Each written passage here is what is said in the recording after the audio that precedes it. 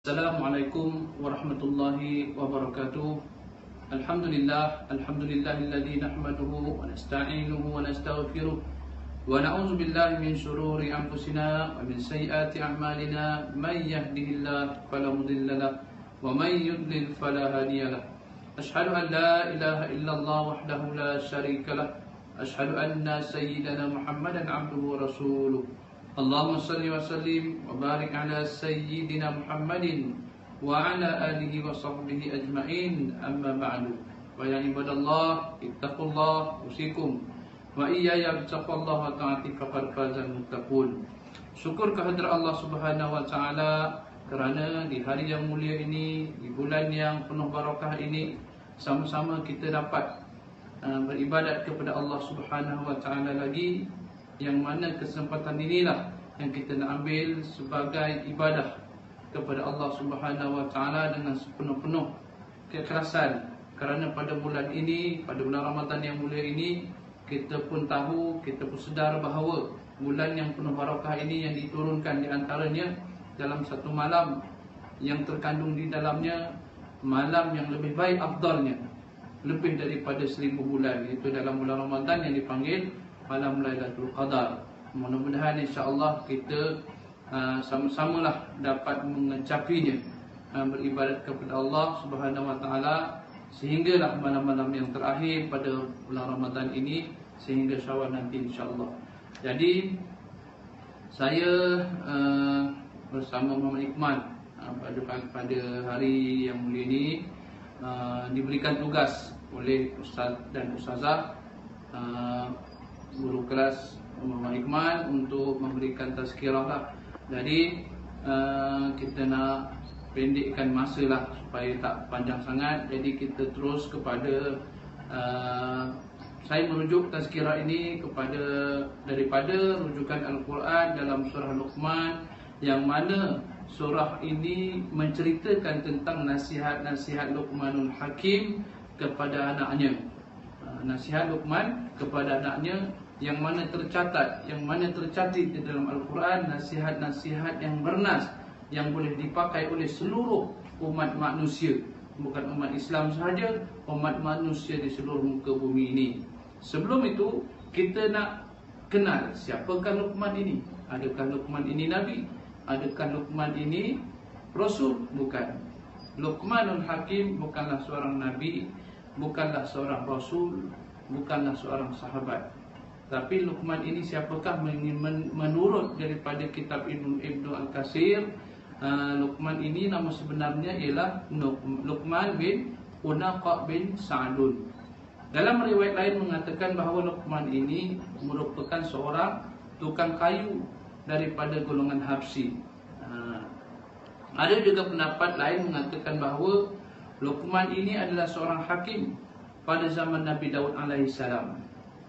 Dan ada pendapat mengatakan bentuk wajah, rupa dan Luqman ini badannya adalah begitu rendah, pendek orangnya, tapi berhidung mancung.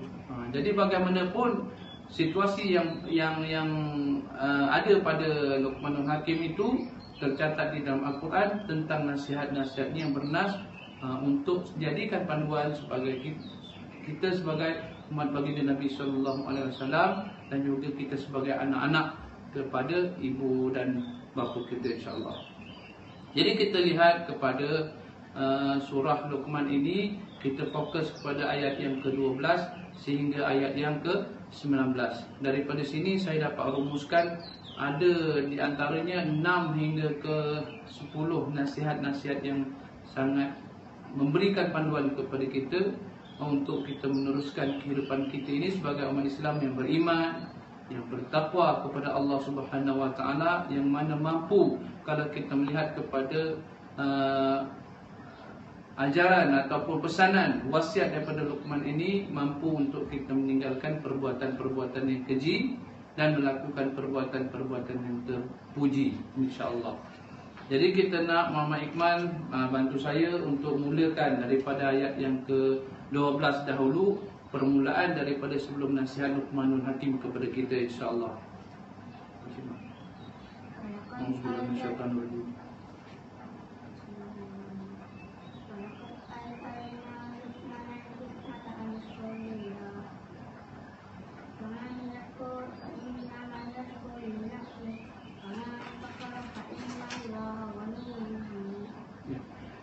Jadi ayat yang pertama, A'udzubillahi minasyaitonirrajim. Wa laqad atayna Luqmanal hikmah an yashkur lillah wa man yashkur fa innama yashkuru li nafsihi wa man kafara fa innallaha ghaniyyun hamid. Telah kami berikan hikmah. Apakah hikmah? Hikmah iaitu kepandaian, kecerdikan, kepintaran, kecerdasan. Kepada siapa? Kepada Luqmanul Hakim ini. Anishkur lillah, bahawasanya dia telah bersyukur kepada Allah Subhanahu wa taala. Dia berterima kasih kepada Allah Subhanahu wa taala kerana diberikan ilmu, diberikan hikmah, diberikan kepintaran. Lantas dia bersyukur kepada Allah Subhanahu wa taala. Ini antara salah satu sifat orang-orang yang bersyukur. Lantas Allah tambahkan nikmat syukur dia dengan banyak lagi hikmah-hikmah yang dilalui dalam kehidupan dia yang dikurniakan oleh Allah Subhanahu wa taala. Dia bersyukur kepada Allah Subhanahu wa taala. Wa man kafara fa innallaha ghaniyyun hamid. Maka barang sesiapa wa may yashkur fa innama yashkuru li nafsihi. Dan bahawasanya barang siapa yang bersyukur, maka seolah-olah dia bersyukur, berterima kasih kepada diri dia sendiri, li nafsi. Wa man kafara fa innallaha ghaniyyun hamid. Maka barang sesiapa yang kufur, maka barang siapa yang ingkar, maka tak berkesan pun bagi Allah Subhanahu wa taala. Tak mengapa bagi Allah Subhanahu wa taala, sebab innallaha ghaniyyun hamid. Allah itu adalah sangat kaya dan sangat tertinggi dan terpuji maqam dia. Ya kan? Jadi dalam ayat Al-Quran lain mengatakan bahawa dalam Al-Quran juga mengatakan la in syakartum la azidannakum. Ini berkenaan dengan syukur. Ada sebelum ni kita dengar ada seorang ibu dalam kelas 4 Amrul juga mengatakan tentang cerita syukur. Begitu juga banyak dalam Al-Quran menceritakan tentang arti syukur, fadilat syukur dan sebagainya. Jadi la in syakartum la azidannakum wa la in kafartum inna azabi lasyadid. Barang sesiapa yang bersyukur kepadaku, maka nikmatku akan kutambah lagi. Maknanya ni syukur, Allah tambah lagi. Syukur, Allah tambah lagi. Wa la in kafartum inna azabi lasyadid. Barang siapa yang kufur, maka Allah akan tambahkan azab dia yang sangat pedih. Itu kalau orang yang tak bersyukur. Seterusnya kita tengok kepada ayat yang ke-13.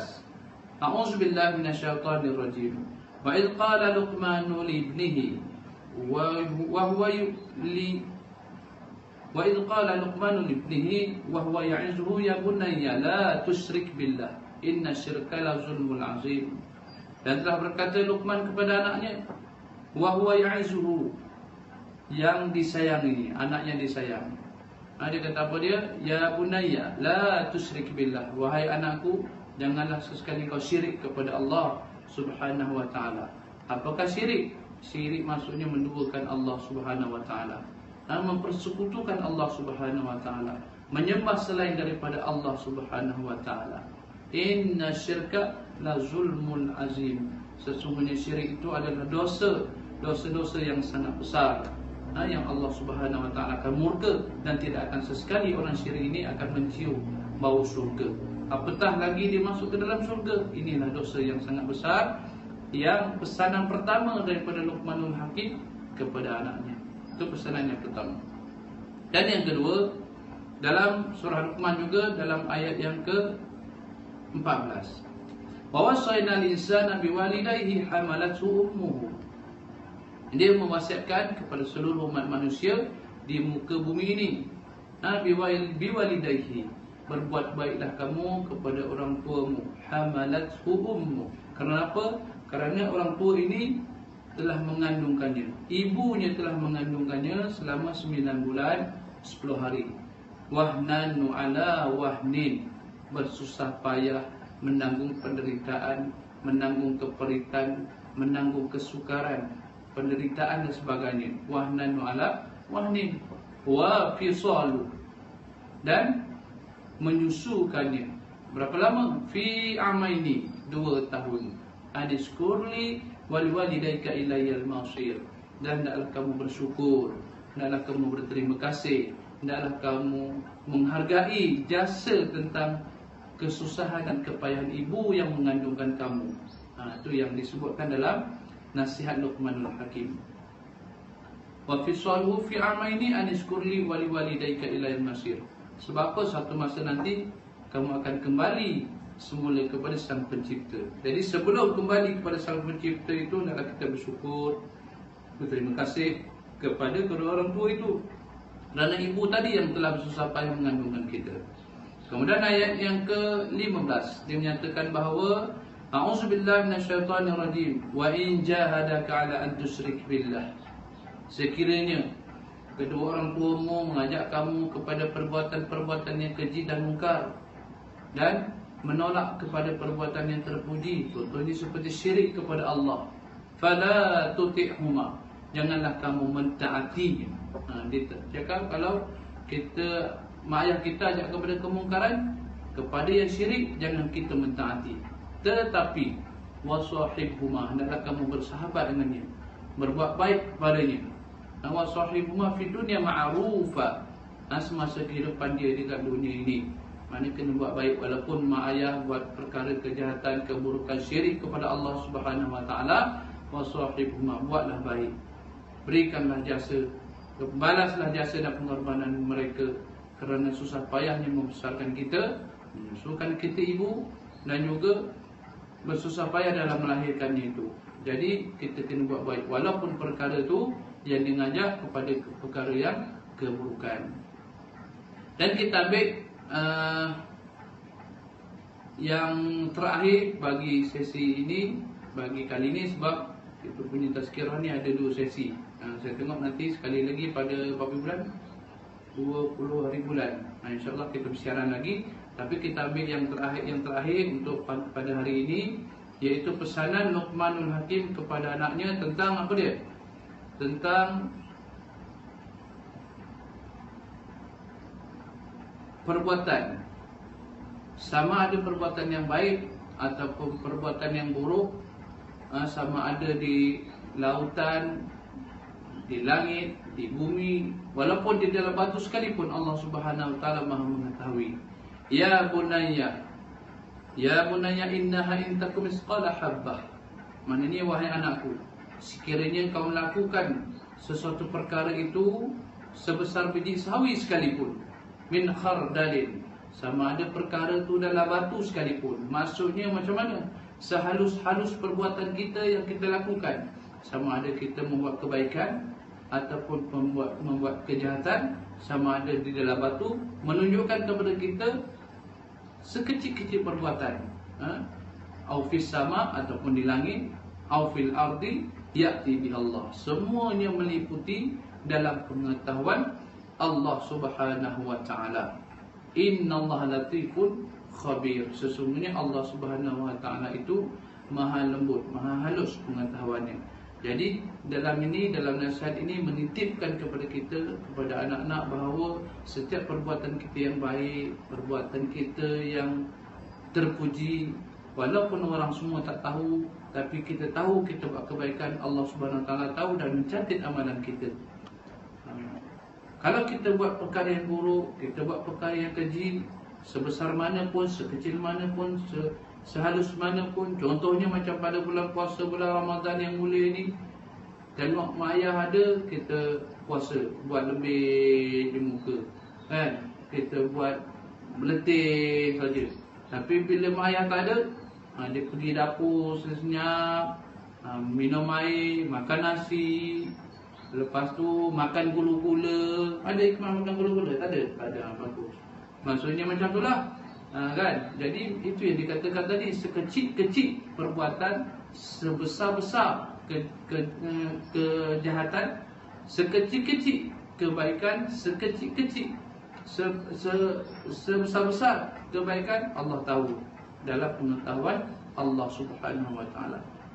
Jadi kalau kita amati dalam perkara ini, memang nasihat-nasihat Luqmanul Hakim ini meliputi dalam kehidupan kita sehari-harian dan boleh membantu untuk kita mengikuti lunas-lunas dalam perjalanan hidup kita, dalam mengikuti syariat Islam, dan juga dapat kita menghindarkan kita daripada membuat perkara-perkara yang keji dan melakukan perbuatan-perbuatan yang terpuji yang diridai oleh Allah Subhanahu Wa Taala.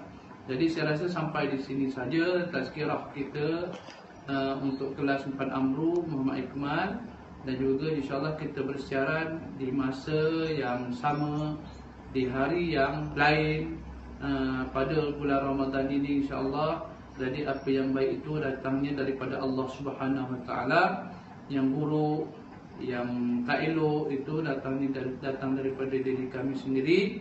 Jadi mudah-mudahan dapat kita simpulkan di sini bahawa wasiat Luqmanul Hakim yang terpatri dalam Al-Quran ini mudah-mudahan dapat memberikan kepada kita pengajaran, mendapatkan kita ibrah, kebaikan, supaya kita dapat menelusuri kehidupan kita dalam menuju keredaan Allah Subhanahu Wa Taala. Jadi kami akhiri dengan tasbih kifarah dan surah Al-Asri.